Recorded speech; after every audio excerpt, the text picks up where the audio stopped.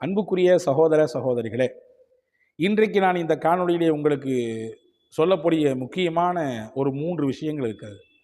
சொல்லப்போனால் 3 துவாக்கள். நம்ம எல்லாருமே தேடிட்டு இருக்கக்கூடிய ஒரு துவா.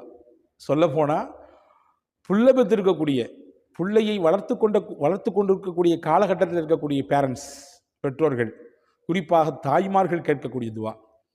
என் புள்ளைய நல்லபடியா வளர்க்கணும், ஏதாவது துவா சொல்லி தாங்களேன். சொல்லு பேச்சே கேட்க மாட்டேங்கிறான் என் புள்ள.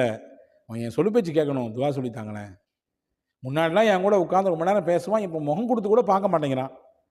என் பக்கத்திலே உட்கார்றதில்ல. நிறைய தந்தைமார்கள் சொல்லுகிறார்கள், ரொம்ப கஷ்டமா இருக்குது, உதாசீனப்படுத்துகிற மாதிரி நடந்துக்கிறான், ஏதாவது துவா சொல்லுங்களேன், அவன் நல்வழி வரணும்.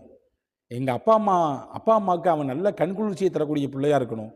எங்கள் அத்தா அம்மா எப்படி எங்களை வளர்த்தாங்களோ, நாங்கள் எப்படி அவங்க பேச்செல்லாம் கேட்டோமோ அந்த மாதிரி என் பிள்ளையும் என் பேச்சு கேட்கணும். அவன் எதிர்காலம் நல்லா இருக்கணும்.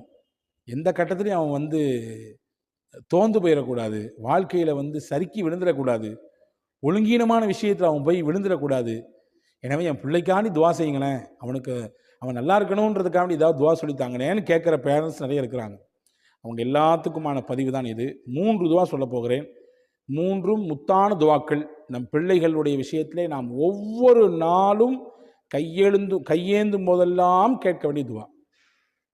அதுக்கு முன்னாடி ஒரு செய்தியை மட்டும் புரிஞ்சுக்கங்க. காணொலியை முழுசாக பாருங்கள், நிச்சயமாக உங்களுக்கு இதில் சிறந்த பலன் கிடைக்கும். பார்த்தவர்கள் பிறருக்கு பகிரவும் செய்யுங்கள். ஏன்னா பல பேர் இதை கேட்டுட்டு இருக்கிறாங்க, எல்லாருக்கும் இதை போய் சேரும்ல, அந்த உயர்ந்த நோக்கம்தான்.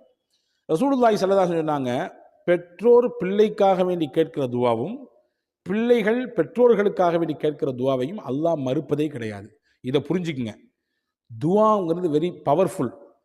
எனவே நம் பிள்ளைகள் விஷயத்தில் நாம் துவாவை மட்டும்தான் செய்ய வேண்டும், பத்துஆ செய்யக்கூடாது. பெற்றோர்கள் பிள்ளைகளுக்காக வேண்டி கேட்கக்கூடிய துவாவை அல்லாஹ் அங்கீகரிப்பான். எனவே ஒரு காலமும் நம் பிள்ளைகளுக்கு எதிராக நாம் துவா செஞ்சிடக்கூடாது. நீலாம் விளங்குற மாதிரியா இருக்கு, நீலாம் முன்னேறதுக்கு வாய்ப்பே இல்லை ராஜா, ஏறாது, உனக்கு ஏறுறதுக்கு வாய்ப்பே இல்லை, எங்கே ஏற வழி இருக்குது, விளையாண்டே எல்லாத்தையும் நாசப்படுத்திடுறிய, வெளியே சுற்றியே மொத்தத்தையும் நாசமாக்கிடுறிய, நீலாம் ஊர் சுத்த தான் போல தெரியுது, கழுத மேய்க்க தான் லாய்க்கு போல தெரியுது என்றெல்லாம் நீங்கள் சொல்லிவிடவே கூடாது. பெற்றோர்கள் எப்பொழுதும் பிள்ளைகளுக்கு துவா மட்டும்தான் செய்ய வேண்டும். இதை நீங்கள் கருத்தில் கொள்ளுங்கள். காரணம், பெற்றோர்கள் கேட்கக்கூடிய துவா பிள்ளைகளுடைய விஷயத்திலே கண்டிப்பாக அல்லாஹ் ஏற்றுக்கொள்வான். இப்போ வாங்க விஷயத்துக்கு. 3 துவா, 3 முத்தான துவாக்கள். அல்லாஹ் கேட்க சொல்லக்கூடிய துவா 2, அதிலே குர்ஆனினுடைய துவா. அது ஒன்று சூரா அஹ்காஃபிலே அல்லாஹ் சொல்கிறான், பெற்றவர்கள் தன் பிள்ளைக்கு எப்படி துவா செய்ய வேண்டும். அஸ்லிஹ் லீ ஃபீ துர்ரியதி இன்னி துப்து இலைக்க வ இன்னி மினல் முஸ்லிமீன்.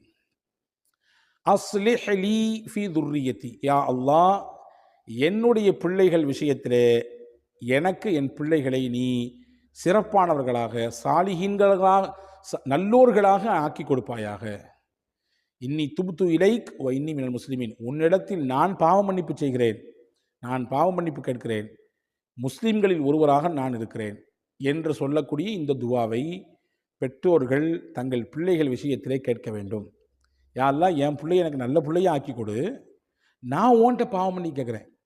என்னுடைய இளமை காலத்தில், என்னுடைய கடந்த காலத்தில், நான் சின்ன பிள்ளையாக இருக்கும்போது, நான் இளவட்டமாக இருக்கும்போது ஏதாவது தப்பு தண்டா சொன்னாலும் கூட அதை காரணமாக வச்சுட்டு என் பிள்ளையினுடைய வாழ்க்கையை நீ கேள்விக்குறிய ஆக்கிடக்கூடாது, அவனுடைய பாதையை நீ திசை திருப்பிடக்கூடாது, என் பிள்ளை நல்ல பிள்ளையாக இருக்கணும் என்று கேட்கப்படுகிற இந்த துவா பிள்ளைகள் விஷயத்திலே பெற்றோர்கள் கண்டிப்பாக கேட்க வேண்டும். 1. 2வது துவா என்ன?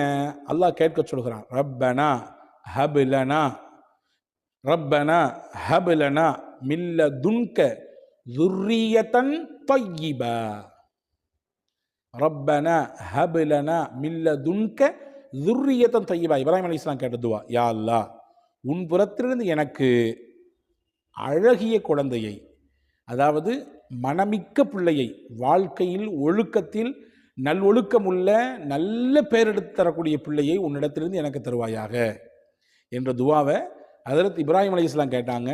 இந்த துவாவை தன்னுடைய பிள்ளைகளுடைய விஷயத்திலே பெற்றோர்கள் கேட்கும் பொழுது நிச்சயமாக நல் ஒழுக்கத்துடன் கூடிய பிள்ளையாக, பெயரை வாங்கி தரக்கூடிய பிள்ளையாக, நம்முடைய பெயரை காப்பாற்றி தரக்கூடிய பிள்ளையாக வல்ல அல்லாஹ் நம்முடைய பிள்ளைகளை தருவான். இது 2வது துவா. 3வது துவா என்ன? பிள்ளைகள் விஷயத்தில் கேட்க வேண்டிய 3வது துவா என்ன என்றால், ஃபுதைல் இப்னு இயாத் என்று சொல்லக்கூடிய ஒரு அறிஞர் பெருமகனார் உலகத்தில் வாழ்ந்தாங்க. சிறந்த இறைநேசத்திற்கு உட்பட்டவர். இமாமுல் ஹரமைன், 2 மஸ்ஜிதில் ஹரம்லையும் மஸ்ஜித் நபவிலையும் இமாமாக இருந்தவங்க. இமாமுல் ஹரமைன், 2 ஹரமினுடைய இமாமாக இருந்தவங்க. அவங்களுக்கு ஒரு பையன் இருந்தார். அவங்க பையன் பேர் அலி. அல்லாட்ட ஒரு நாள் துவா செஞ்சாங்க. என்ன துவா செஞ்சாங்க தெரியுமா? அல்லாஹும்ம இன்னி இஜ்தஹத்து ஃபி தர்பியத்தி அலி, என் மகன் அலியை தர்பியத் செய்வதிலே, நல்ல ஒழுக்க பயிற்சிகள் கொடுத்து உருவாக்குவதிலே நான் முயற்சித்தேன். ஃபஅஜஸ்து, ஆனால் அந்த முயற்சி எல்லாம் எனக்கு நடக்க மாட்டேங்குது.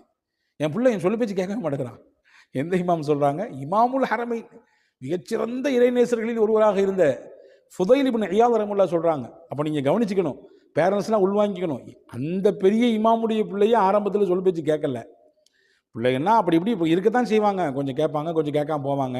அதனால வெறுத்து ஒதுக்கிடக்கூடாது மொத்தமாட்டு. இவன் இப்படிதான் அப்படின்னு முத்திரை ஊத்திடக்கூடாது.